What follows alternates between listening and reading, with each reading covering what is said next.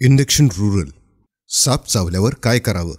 नमस्कार. प्राणी चावल्याने होणाऱ्या जखमा या आपल्या मालिकेच्या मागील व्हिडिओमध्ये आपण कुत्र्याने चावलं तर काय करावं याबाबत माहिती घेतली. आज आपण एका महत्त्वाच्या विषयावर लक्ष केंद्रित करणार आहोत.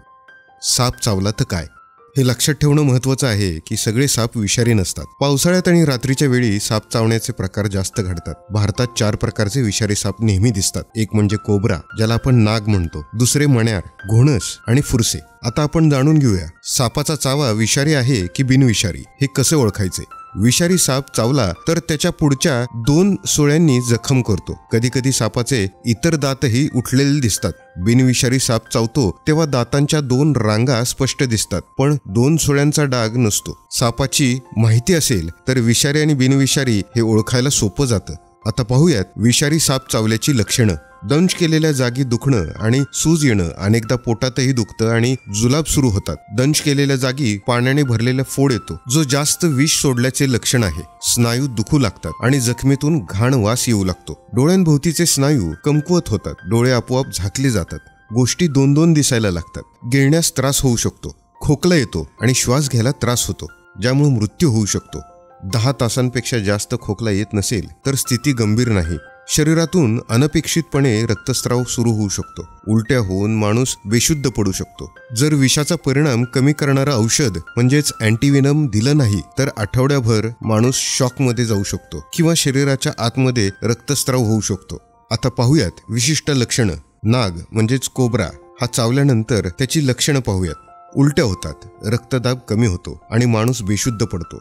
स्नायूंची कार्यक्षमता कमी होते. उदाहरणार्थ डोळ्यांची उघडझाप करायला त्रास होतो. एकच गोष्ट 2-2 दिसतात आणि तिरळेपणा येतो. गिळतानाही त्रास होऊ शकतो. खोकला, श्वसन संस्थेचा पॅरालिसिस यामुळे मृत्यू होण्याची शक्यता जास्त असते. खोकला येणे म्हणजे विषाचा गंभीर परिणाम झालाय. आता पाहूयात रसेल वायपर म्हणजेच घोणस आणि सॉ-स्केल्ड वायपर म्हणजेच फुरस चावल्यानंतर दिसणारी लक्षणं. वेदना तीव्र असू शकतात आणि खूप दिवस राहतात. बरेचदा चावलेल्या ठिकाणी त्वरित सूज येण्यास सुरुवात होते, परंतु चावल्यानंतर 2 तासांपर्यंत सुद्धा सूज येईलच असे काही नाही. उलट्या होणे, रक्तदाब कमी होणे आणि शरीराच्या कुठल्याही भागात असाधारण रक्तस्राव होऊ शकतो. चावलेल्या ठिकाणी 2 ते 3 दिवसात सूज येते. चावलेल्या ठिकाणी फोड येतात आणि विषाच्या जास्त परिणामामुळे ते अजून पसरत जातात आणि त्यानंतर सडण्याची प्रक्रिया सुरू होऊ शकते. चावलेल्या ठिकाणी सडण्याच्या प्रक्रियेने दुर्गंधी येते. अँटी-स्नेक वेनम म्हणजे विषावरचं औषध जर दिले नसेल तर 1 आठवड्यात रक्तस्राव होऊन रुग्णाची गंभीर अवस्था निर्माण होते. कोणताही साप चावल्यावर प्रथमोपचार कसा करावा? दंश झालेला भाग हलू देऊ नका, एका जागी ठेवा. विष पसरू नये यासाठी चावलेली जागा स्वच्छ कापडाने सैलसर बांधा. दर 20 मिनिटांनी पट्टी थोडीशी सैल करून पुन्हा बांधावी. अवयव हलू नये यासाठी त्याभोवती आधार देण्यासाठी लाकडी फळी बांधा. पट्टी इतकी घट्ट बांधू नका की मनगटावरील किंवा पायाकडील नाडी बंद होईल. नाडी लागत नसेल तर पट्टी सैल करा. पूर्णपणे बँडेज बांधा. आधार फळी बांधून झाल्यानंतर रुग्णाला स्ट्रेचरवर किंवा बेडवर त्वरितच जवळच्या आरोग्य केंद्रात न्या. खरं तर जनजागृती करताना आपण प्रत्येकाला सांगायला हवं, जर दंश झालेल्या व्यक्तीबरोबर कोण असेल तर त्याने त्वरित मोबाईलने त्या सापाचा फोटो काढावा. दंश झालेली व्यक्ती समजा एकटी असेल तर शक्य असल्यास त्याने किंवा कुणाला तरी हाक मारून त्या सापाचा फोटो काढायला सांगायला पाहिजे. उद्देश एवढाच की त्या सापाची ओळख व्हायला हवी आणि त्यानुसारच रुग्णालयात उपचार करता यावेत. जवळच्या कोणत्या रुग्णालयात अँटीव्हेनम उपलब्ध आहे आणि कोण डॉक्टर साप चावण्यावर उपचार करतात याची माहिती तुम्हाला आधीपासूनच असायला हवी.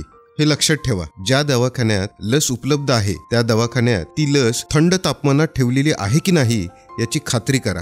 रुग्णालयामध्ये डॉक्टरने इंजेक्शन दिल्यानंतर डॉक्टरला विचारून बांधलेली पट्टी काढावी. लसीकरणानंतर ॲलर्जीमुळे गंभीर अवस्था निर्माण होऊ शकते, त्यामुळे रुग्णाची काळजी घ्या. आपण आशा कार्यकर्ता म्हणून योग्य प्रथमोपचार आणि रुग्णाला आरोग्य केंद्रात वेळेवर पोहोचवण्यात तुमची भूमिका खूप महत्त्वाची आहे. चला एकत्र येऊन जीव वाचवूया. हा व्हिडिओ प्रत्येकाला शेअर करूया, कारण अज्ञानामुळे हानी होऊ शकते, पण ज्ञान असेल तर जीव वाचू शकतो. आपण किती जणांना हा व्हिडिओ शेअर केला हे कमेंट सेक्शनमध्ये नक्की सांगा. हेल्थ गुरु आय केअर या यूट्यूब चॅनलला सबस्क्राईब करायला विसरू नका. धन्यवाद.